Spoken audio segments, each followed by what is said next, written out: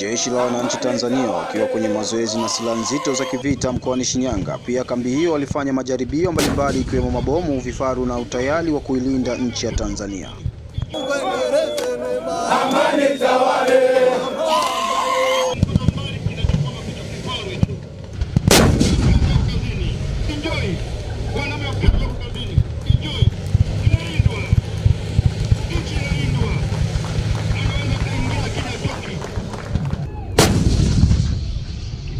Kinaendelea kunguruka.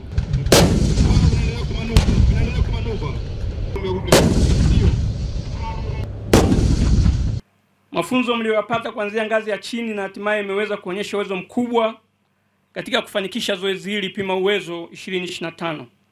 Kwa namna ya kipekee kabisa